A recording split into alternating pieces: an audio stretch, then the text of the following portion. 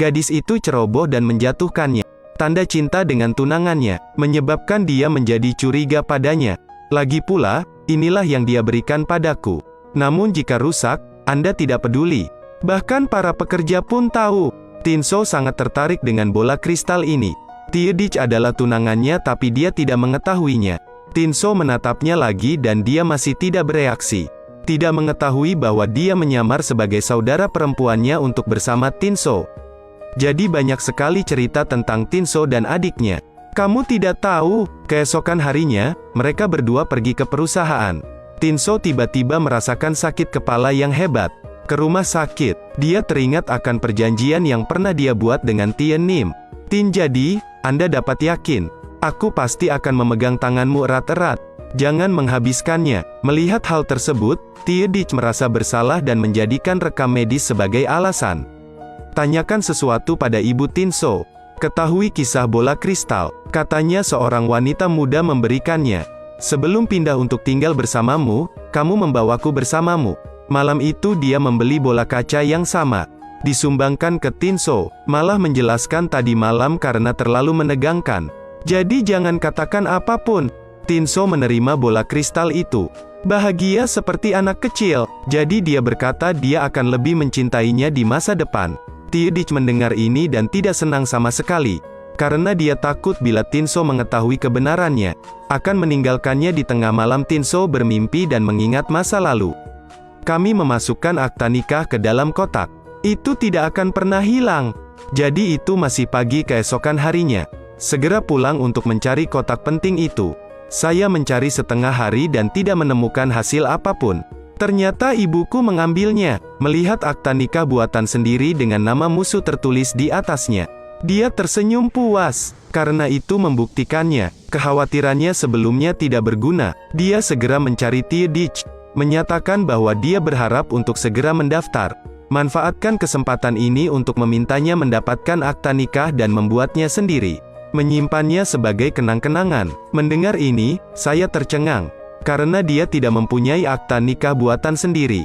Lalu menjelaskan bahwa sudah terlalu lama untuk pulang dan mencarinya. Ketika dia sampai di rumah, dia membalikkan kamar saudara perempuannya. Juga tidak ditemukan. Jadi saya menemui saudara perempuan saya dan meminta surat nikah saya sendiri. Di dalamnya tuliskan namamu dan Tinsou. Saya melihat kertas itu dari Tinsou sebelum bertunangan.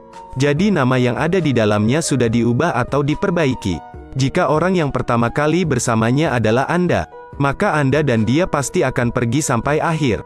Siapa yang bersama siapa pada awalnya? Semua orang berharap bisa mencapai akhir. Saya harap kalian berdua dapat membuktikan bahwa trik ini tidak berhasil. Dia segera mengubah rencananya untuk mengakui kesalahannya kepada adiknya. Hati Tien Nim yang baik hati tidak tahan dengan pemandangan ini. Aku hanya harus memberikannya padanya. Tiba-tiba tepat setelah itu, Tinsou tiba-tiba muncul di sini. Dia awalnya bermaksud memberitahu saudara perempuan tunangannya. Aku akan mendaftarkan pernikahanku dengan adikmu. Namun, dia tiba-tiba melihat tunangannya sedang meminta tanda cinta mereka kepada saudara perempuannya. Melihatnya tiba-tiba muncul, Tien Nim dengan cepat merobek tanda cinta itu. Melihat itu, Tinsou sepertinya memahami sesuatu. Pada saat Teodich menemukannya, semuanya sudah terlambat. Dia mengejarnya, berniat menjelaskan kepada Tinsou. Tapi semuanya tidak berdaya. Nanti, Tinsou pun menginstruksikan asistennya untuk membuka rapat penting. Pada hari penerimaan akta nikah, ada beberapa hal yang perlu saya klarifikasi. Pulang ke rumah pada malam hari, Tinsou menggunakan alasan sibuk pekerjaan untuk tidur berdua dengan Teodich. Bagaimanapun penjelasannya, Tinsou tidak mempercayainya. Lagi pula, saya tidak ingin mengabaikan hal-hal penting dalam hidup. Teodich pun merasa tidak enak melihat hal itu. Karena indera keenamnya memberitahunya, Tinsou akan mengetahui kebenarannya. Tien Nim saat ini, menyalahkan dirinya sendiri karena tanda cintanya terkoyak. Bagaimanapun, itu adalah kenangan indah untuk Anda berdua. Hari di mana Tinsou dan Teodich menerima surat nikah mereka telah tiba. Tinsou berkata dia sedang sibuk. Masalah penerimaan surat-surat telah dikesampingkan. Tidak mengetahui bahwa Teodich memahaminya lebih baik daripada orang lain. Langsung bilang dia sibuk di sore hari. Ini tidak hanya menyelamatkan muka Tinsou. Dan aku tidak terlalu jelek. Tanpa diduga, Tinso pergi mencari Tien Nim. Saya tidak menyangka Tien Nim akan menghadapi masalah yang sulit. Wawancara majalah komik. Butuh pemilik muda berbakat untuk membangun fondasi yang cocok untuk SALSHO. Tinso mendengar percakapan mereka. Segera mengatakan dia bisa membantunya. Hanya saja Tinso memanfaatkan peluang tersebut. Memperjelas masa kecil dan masa kecil Anda. Terakhir, Tien Nim, atau saudara perempuannya, saya tidak menyangka akan terjadi kemacetan pada hari wawancara. Pada saat darurat, Zikir segera menyusul Tinso, lari ke stasiun TV. Tindakannya ini juga membuat Tinso teringat perasaan familiarnya.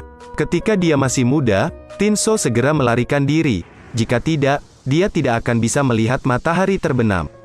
Tidak mengetahui bahwa kekasih masa kecilnya adalah Tien Nim. Tidak cepat, tidak lambat, dua orang segera datang. Namun saat mereka sedang mewawancarai presiden tiba-tiba muncul. Dia mengira wawancara ini Tien Nim akan menemukannya. Alhasil, melihat dia datang ke Tinso, dia langsung pergi. Setelah selesai wawancara, tanpa sengaja bertemu Tiedich di gerbang. Ia takut Tinso akan meninggalkannya setelah mengetahui kebenarannya. Saya segera menemukan Tien Nim dan mengetahuinya. Dia secara tidak sengaja merobek akta nikah. Tepat di depannya, buat dia meragukanku. Anda sudah menghitungnya sebelumnya, bukan? Pada masa Tien Nim, dia melakukannya dengan sengaja. Anda menginginkan efek itu, bukan? Jika kau ingin melakukan sesuatu, ini waktunya kau dan makam Tinso. Orang-orang tinggal di lantai atas, orang-orang tinggal di bawah. Ketika dia pindah, kamu bisa menangkapnya. Ceritakan semuanya padanya, oke? Saat ini, sang jenderal segera muncul. Bawa Tien Nim keluar dari sini plus tanda pagar. Total kekayaannya ratusan triliun kesenangan. Ayo temukan seseorang yang Anda sukai untuk berpartisipasi dalam wawancara. Tidak menyangka akan bertemu dengannya. Temukan makam kekasih masa kecil Tinso di belakang Anda. Tien Nim sepertinya merasakan sesuatu. Namun presiden segera pergi dengan patah hati. Wawancara berakhir. Tien Nim kembali menemui adiknya di gerbang. Karena dia tahu adiknya sedang mencari makam Tinso untuk diwawancarai. Takut akan rahasianya, dia menyamar sebagai saudara perempuannya. Kisah cinta dengan makam Tinso pun terungkap. Aku harus memperingatkan adikku. Katakan padanya untuk memperhatikan jika dia ingin melakukan sesuatu. Lalu saat makam dia dan Tinso berada di lantai atas dan bawah. Ketika dia pindah, dia menangkapnya. Ceritakan semuanya padanya kan? Tiedich marah dan berusaha memukul adiknya. Untungnya, sang jenderal tiba tepat waktu. Memblokir tangannya yang hendak menyerang. Lalu membawa pergi Tien Nim. Lalu cemburu dan bertanya padanya. Mengapa dia mengundang makam Tinso untuk ikut wawancara dengannya? Tien Nim menjelaskan, hal itu hanya kebetulan saja. Apalagi dia juga mencarinya sebelumnya. Saya baru saja melihat Anda begitu sibuk sehingga saya tidak ingin berbicara. Tapi presiden hanya tahu bagaimana caranya cemburu. Mengapa mendengarkan penjelasannya? Jadi kamu mengundang makam Tinso untuk ikut bersamamu kan? Biarkan dia menjadi prototipe komik Anda. Kanan. Atau katakanlah komik ini awalnya ditujukan untuknya. Tien Nim marah dan ingin berbalik dan pergi. Menurutku itu bukan salahku. Segera berkata dia akan meminta maaf padaku. Kalau tidak aku akan marah. CEO memandangnya tanpa berkata apa-apa lalu pergi. Tanpa diduga, Tiedich mendatangi CEO malam itu. Mengatakan dia ingin bekerja sama dengannya. Karena dia tahu presiden menyukai Tien Nim. Bagi saya sangat menyukai makam Tinso. Saya langsung berpikir kami berdua akan berkolaborasi untuk mendesain yang ketujuh. Adalah bersama orang yang kamu cintai. Dia tetap melakukannya. Mencuri makam Tinso dari tangan adiknya. Tanpa diduga, sang CEO tidak meninggalkannya sendirian. Tapi saya tidak datang ke sini untuk bekerja sama dengan Anda. Tapi ingin memperingatkannya untuk terakhir kalinya. Kisahku dan masa Tien Nim. Ini tentang kita berdua. Sebaiknya Anda tidak terlibat. Kisah antara dia dan makam Tinso. Jangan ganggu kami juga. Setelah mengatakan itu, dia pergi, meninggalkan Tiedich di sana tanpa daya. Keesokan harinya, Tien Nim membicarakan hal ini dengan teman dekatnya. Sahabatnya segera menganalisanya untuknya. Jika Anda memikirkan hal ini, Anda tidak dapat menyalahkan sang jenderal. Untuk meminta maaf kepada jenderal, dia segera membuatkan nasi goreng telur yang disukainya, lalu bersembunyi di balik tirai. Melihat sang CEO dengan puas mengambil gigitan pertama, Dia sengaja mengeluarkan suara kucing. Kemudian bicaralah padanya dan berdamailah dengannya. Cerita kemarin masih berbicara tentang apa yang akan terjadi nanti. Aku akan lebih memikirkanmu. Saya tidak akan menyembunyikannya di hati saya. Setelah Presiden tenang, dia mengerti. Melalui ini, Presiden ibarat pohon besi yang menanam bunga, proaktif mendiskusikan dengan asisten bentuk pengakuannya. Pada akhirnya, dia memilih untuk membiarkan robot itu menyatakan cintanya. Hasilnya ketika menemukan jenis nyanyian. Melihatnya merayakan ulang tahunnya bersama rekan prianya. Ditemukan secara tidak sengaja, dia merayakan ulang tahunnya bersama seorang rekan pria. Karena Presiden tidak salah paham, Tie Nim dengan cepat memancing rekan prianya pergi. Namun, cara Presiden mengungkapkan rasa cintanya sangatlah istimewa. Orang yang sebenarnya ada di depannya tanpa mengatakannya secara langsung, tapi mencatat pengakuannya ke dalam robot. Tanpa menunggu Tie Nim bereaksi, CEO tiba-tiba berdiri dan pergi. Asistennya mencoba menghentikannya tetapi dia tidak peduli. Keesokan harinya, Presiden kembali menggunakan pekerjaan sebagai alasan untuk menyelidiki sikap Tie Nim, menyarankan bahwa dia memiliki beberapa orang yang bisa dia pecat. Tie Nim mengerti maksudnya dan dengan cepat menjelaskan. Tak disangka, saat ini robot tersebut memberikan bantuan.